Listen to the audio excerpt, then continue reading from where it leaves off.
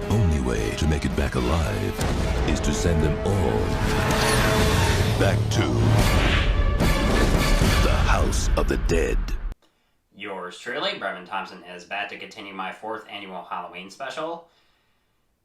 And while I have reviewed good movies for this special so far, I suppose it can't always be wine and roses for this special, so I figured this time I would talk about a film that I think is absolutely atrocious in every single way. So tonight I decided to talk about House of the Dead, directed by Uwe Boll, and is based off of the House of the Dead video game series, which I played a lot as a kid, and from time to time, I mean, whenever I go to an arcade or somewhere, I just pop in a few quarters and just play it. I mean, it's definitely a lot of fun. What were they thinking, just trying to adapt House of the Dead into a film is just like, I'm betting that somebody was like, you know what, let's make that video game a movie. I mean, there's not much to like story-wise for those games. I mean, you've got a bunch of zombies coming at you, and you just shoot them over and over and over while they slowly walk towards you. It's very suspenseful in the games, but for a film, it gets really boring, and that's a major crime that a film can commit to an audience, is make a film boring. But like my Leprechaun video, I decided I could not talk about this film sober, so I decided to do the same thing like I did with Leprechaun, taking a few shots whenever I'm talking about certain parts of the film that I think just made the film go downhill very fast, because this film is just so bad. I mean, the characters are forgettable, and you never really give a shit about any of them. The editing is just ass. It's some of the worst I have ever seen, and when it comes to editing, there's this one thing that they do, and I swear to God, I am not making this up, if you have not watched this film, they decided to put in, throughout the entire film, insert shots of the actual games during scene transitions, and I begin to wonder, who the hell came up with that idea? Okay, that definitely calls for a shot. So, yeah, just to get that started. So if any of y'all are taking a shot with me, bottoms up.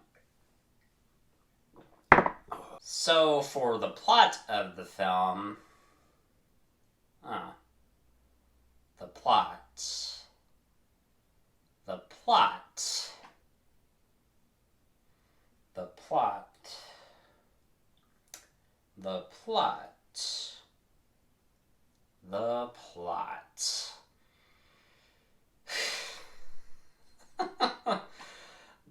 plot of House of the Dead. Let's talk about it.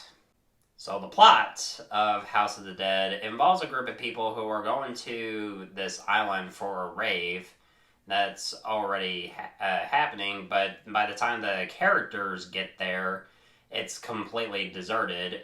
Then eventually they find out that the island is populated by zombies, so they must do whatever they can to survive. So when it comes to the main characters in the film, how they get to the island, they had to pay this boat captain $1,000 to take them to the island, even though him and his first mate are completely against taking them to the island because, I mean, of some legend of death surrounding the island. And the captain just so happens to be named Captain Kirk, by the way. I am not making this up. And no, that's not a Star Trek joke. And one of the characters actually tried to make a Star Trek joke. He's like, Captain Kirk, and I'm guessing your first mate is Spock. Oh, Star Trek jokes. Okay. especially when you have a main character who's already named Captain Kirk, and he's not a and it's not a Star Trek movie, so yeah, that definitely calls for one. Another round? Alright. So when it comes to, like, one of the few moments in the film that I absolutely hate, it involves, like, this one couple who are out on the beach, and one guy, he's drunk and tired and is not wanting to swim, while his girlfriend just takes off her clothes and goes out into the water by herself. And there's this one shot underneath the water at her legs, and music that resembles Jaws.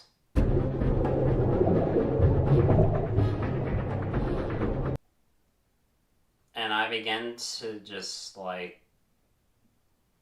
ask myself, why in the hell did they rip off the opening scene of Jaws? One of my personal favorite films of all time. And, of course, when she gets out of the water, I mean, she tries to look for her boyfriend, and, of course, he's killed by a group of zombies. And when it comes to the zombies, they are not scary at all. Never once did I find them frightening. And, of course, they eat the girl, and that's when we get our first moment of, like, the clips of the video game footage being added in the film during scene transitions. God, the editing in this film, I swear to God, it's one of the worst. It's some of the worst I've ever seen. And there were some moments where some of the filmmaking is lazy, because there's like this one shot where, it cuts to like what's supposed to be like the moonlight, or it's just a spotlight, obviously, and we see like somebody just like running past that light. It cuts to that so many times, and not only that, but it cuts. They do a similar technique to like when they introduce the main villain. This guy with the fucked up sewn skin, and they cut to like the same angle so many times, and it's the same thing with the spotlight that I mentioned earlier. I'm just like, this is insulting the intelligence of your audience. We can see this bullshit.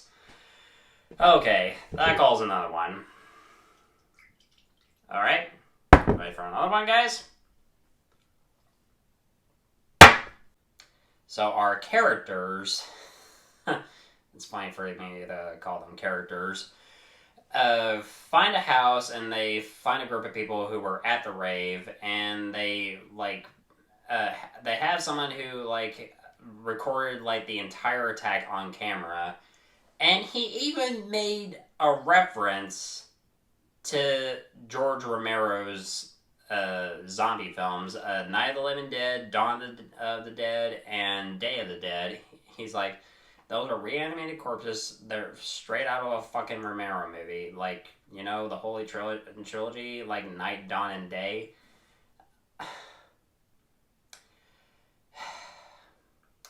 I'd be watching any of those right now other than this film, because I love George A. Romero's films. He was the godfather of zombies. May he rest in peace. So, some of the characters try to regroup with some of their friends, and already one of them has turned into a zombie, and she gets blown away by a police boat captain, and they try to regroup with Captain Kirk, and the scene with him just like getting out a Desert Eagle and just shooting some zombies dozens of times. And when it comes to the music, I'm kind of mixed on the music, honestly, but it definitely sets the tone for the movie, and I began to wonder if it was like any music from the games, but it's probably not, as far as I can tell, but it's definitely the style that they're going for. So they come across a crate full of weapons so we can get a shootout scene. Let's talk about this scene. It's filled, of course, with more of those damn clips of video game footage that they add. And this entire scene goes on for 10 fucking minutes. I swear to God, I am not kidding. 10 minutes. And the editing is, of course, atrocious as always. And when it comes to, like, suspense, it's all just, like, down the basement. Nothing about this scene is suspenseful. The entire film is not suspenseful. And I begin to struggle to care about these characters. And when characters die, it does like a 360 pivot and they fade to red, sort of like what they do in the game. I mean, it's been a good long while since I've played the games, but yeah, that's definitely what they were going for. And when it comes to, like, certain scenes that don't feel entirely realistic, is, like, this one shot where this one chick jumps into the air while firing a fucking shotgun at a zombie, and it's just, like, some of these, like, action scenes, I felt like they rip off a few scenes from The Matrix, and just, like, the pointless slow-mo and just, like, having characters, like, jump in mid-air and everything and just doing all of these impossible things. Okay, this calls for another one, guys.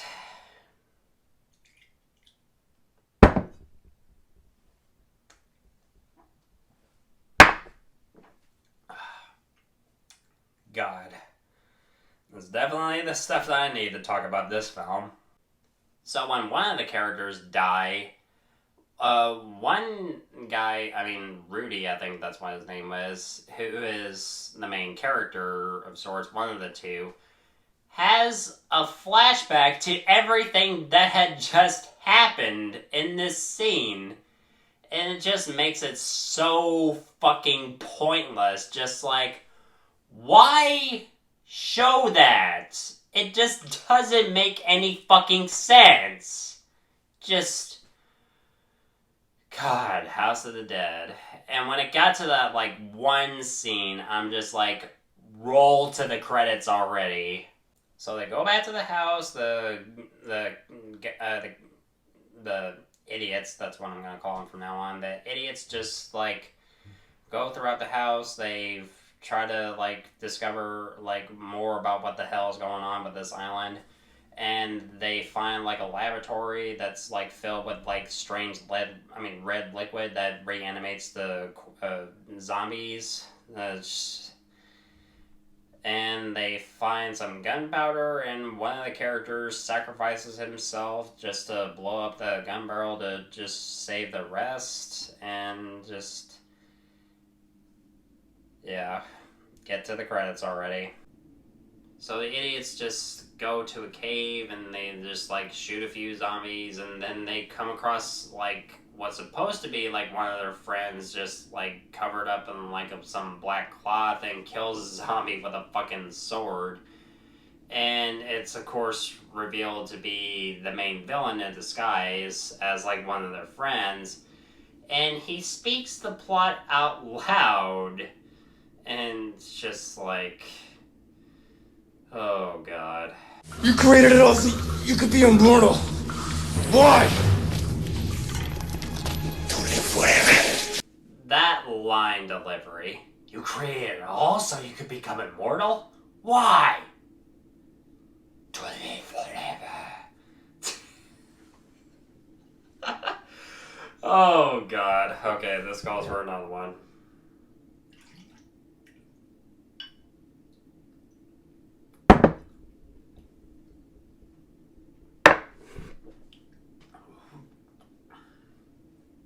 Whew!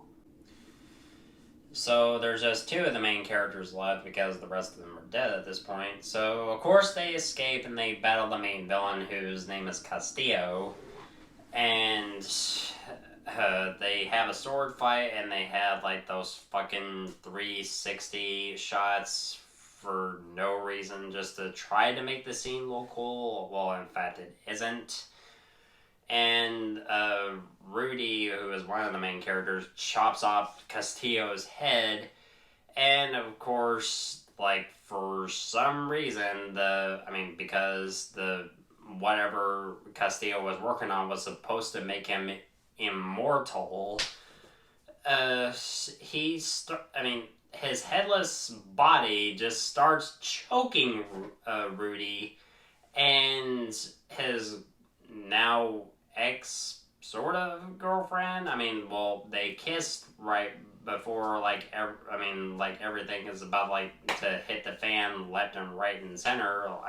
This happened while they were in the house, and she just gets up after she was stabbed in the chest with a fucking sword. Despite that, she has enough strength within her to just get up and crush Castillo's fucking head. And of course, everything's over. And so, the AMS, we get an AMS helicopter, which is one of the few references of the game that's in there. And they come to rescue the two survivors, and of course Rudy reveals his last name to be Curian, but I begin to wonder if he's supposed to be the Dr. Curian from the first game, but it's never entirely confirmed. But Uwe Boll intended this to be a sort of prequel to the first House of the Dead game. While everything in this film doesn't make a lick of sense, and it's just, everything throughout this film was just a train wreck from top to bottom. Acting was a fail, direction was a fail, cinematography was a fail, editing was a fail. Everything throughout this film was a fucking fail. Okay, we're gonna do one more, guys. We're gonna do one more shot, because this is easily, without a doubt, one of the worst fucking movies of all time. So I'm gonna do one more shot.